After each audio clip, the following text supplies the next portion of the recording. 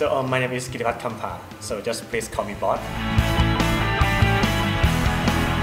So I'm a PhD student in the University of Florida at Gainesville. So my major is electrical and computer engineering. Yeah, but somehow my work most of the time is programming, and my main strength is machine learning. So basically, I work both in theoretical and in also the application. I have been working on several projects. Most of the time, it's going to be like remote sensing. Sometimes I work for Naval Research Lab, like military application. And also, right now, I start to work on something more commercial, just to get a job. So I'm working on computer vision.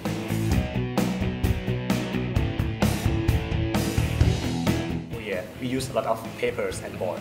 Yeah, this is the main item. I think it's more important than computer. You know, like most of the time when we work together with our team, we work on the board. We don't work on computer. We just want to talk to each other, just to get the idea, just to make sure that everyone is on the same page.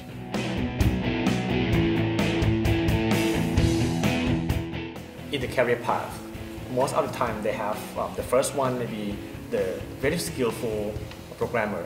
This is like software engineer, and the second one is more like research. So this is also the software engineer, but more like algorithm guy.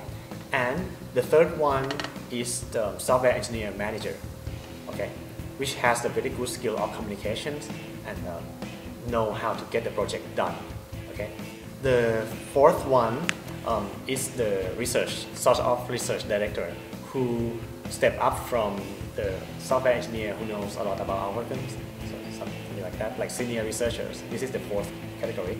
And the fifth one is above these four, which is the CTO, which look in terms of the direction of the new technologies in the bigger picture, and then pass this kind of knowledge to these four types of people in hierarchical way.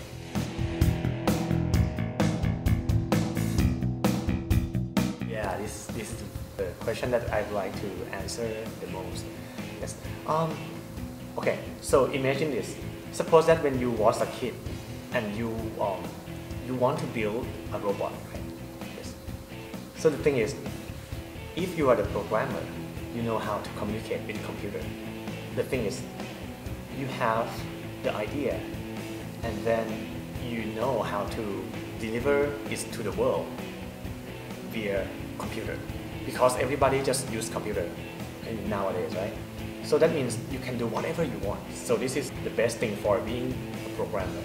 The thing is, you have an idea, communicate with the computer, and like change the world or whatever you want.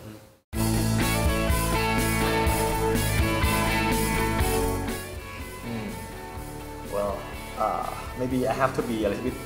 I cannot say in terms of the complete picture, but personally, I think sometimes if you have family, and then if you got so obsessed with this job, then you know what, you can just sit in front of the computer whole day, whole night, and you have to work.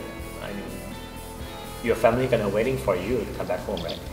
Sometimes if you attached to this programming skill, you may just someone, okay? I mean, not everyone. You may want to just focus on that point, and then you forget the big picture of your life. You forget the big picture of your company. You just forget the big picture of the idea. But so that means if you are a good programmer, don't just focus on coding, but one should focus on thinking about the new idea. Because without the idea, then there's no code, right? The code is just some kind of language to translate between your idea and the world. It's just a buffer. It's like the idea come to speech, right? We talk with people in order to like convey our idea to others. So coding is just like talking, but talking in terms of computers. So what is the bad thing about programmer? Maybe sometimes you got less money than manager.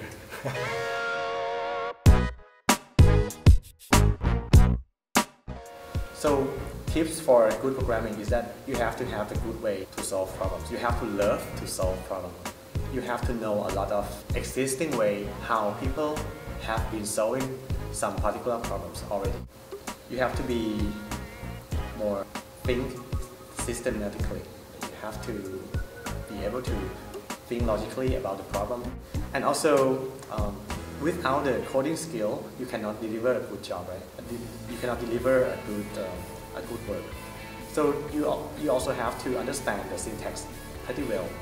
For example, if you want to coding in Android, of course it's different than coding the language in PC, right? So you have to know like the environment. You have to understand what the hardware offer to us, what is the syntax of that, and what is the library that you have. Because I know that you don't want to develop everything from scratch, right? You want to borrow some works from others. This is the way of the world. So most of the project that we got in the real world application, we never work alone. We have to collaborate with others. So communication skill is the first thing that we want.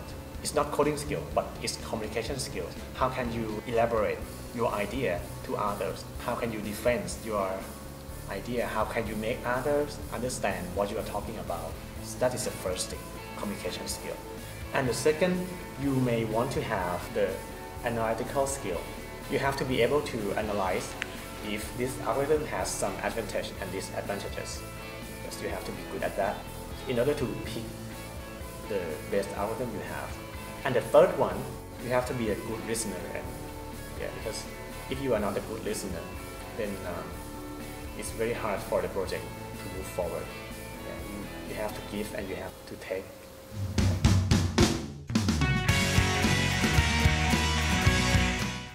Of course, I'm not the best person to ask about this. Well, at least the thing is, I don't know much about the new language, but I know what comes. I know what the new language comes, but I don't know what is the grammar or what is the syntax of the new language. For example, usually I'm working on MATLAB, C++, and some Java, but somehow if, for example, if you want to work on Android, you have to use something looks like Java, right? Yeah. So you may want to, you just know that, okay, that language just come, all right? And then if you have some example on those things, you may want to look and make some comparison with the languages that you know already. For example, I know that, oh yeah, this new language, in order to program Android, is very similar to Java, something like that. Or maybe in Python, it looks like MATLAB and Java to me. So the thing is, the more connections you can make among them, the better you can learn the new languages. Yes. So it's like the rich gets richer, something like that. I mean, the more you know, the more you can know the new knowledge. And in order to know the new knowledge, I mean the new languages, yes, of course you have to read a lot. For me, what I do is, what I usually do is that I just subscribe in some technology website. One thing that we can, well, I mean, just one suggestion. For example, if some new hardware comes out, we can presume that, well, of course, this hardware is gonna run by some software, and this software, you just have to find, okay, is the Linux based, or is the Windows based, or is Mac OS. So once you know this, then you already know that what should be the good resources for you to learn from. Yes, and you have to talk with colleagues a lot. Yeah, most of the time. Yeah, I think I know a lot about the new languages from blogs and internet.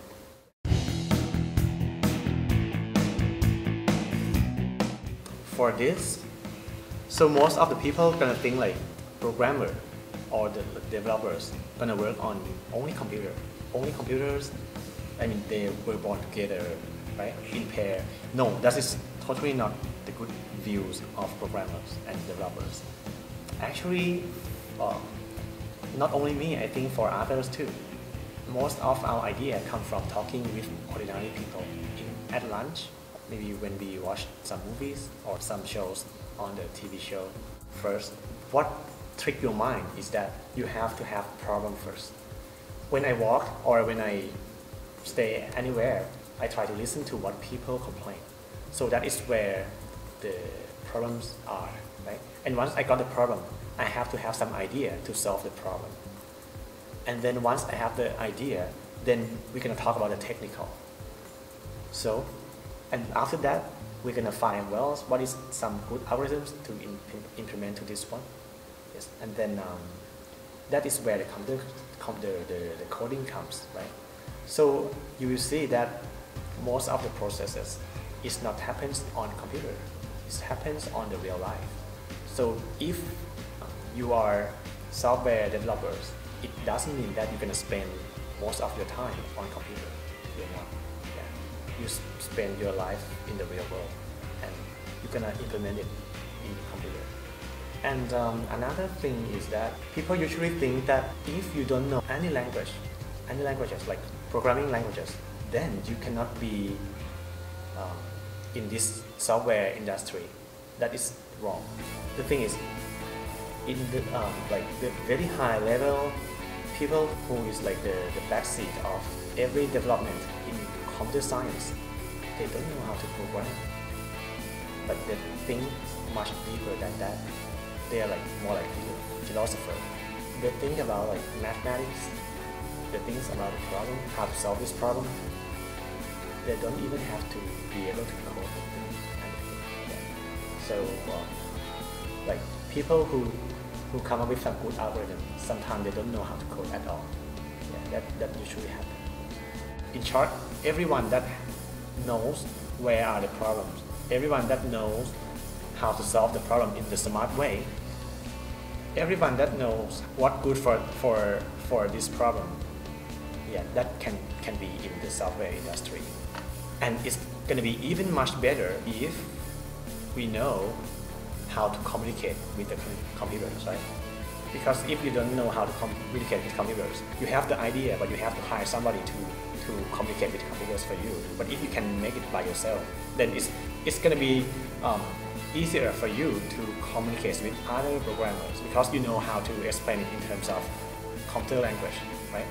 And then it's going to be much better if you know beyond the coding, you know the systems, you know how to, you know in the overview that what should be the appropriate languages for this system or for this system, and what is the need for using these languages. It's going to be even much better if you know how to think in terms of the business. Yeah, you know what is the life cycle of your product, who needs your product. You know how to market your idea, like Steve Jobs. He can speak such that people, like millions of people, willing to buy his products. And the last thing is that it's much even better if you have the model in your mind that you think about how your product's gonna affect others in good and bad way. Because sometimes if you don't think about this, if you just think about money, how much money come to my company, right? Maybe this can be the weapon that kill your family in some way, right? So we have to think, ethics is the thing that is so necessary. Ethics is what we have to always think about, and we also have to envision that how this item can change the society, what is the impact of this item to the societies. Actually, at this step, maybe it's not so clear when you think about the concept that how it's gonna impact your community. But somehow, once people start to use it, maybe you're gonna see more of the impacts. So this one we cannot help because we are just the mortal. So just do as best as you can.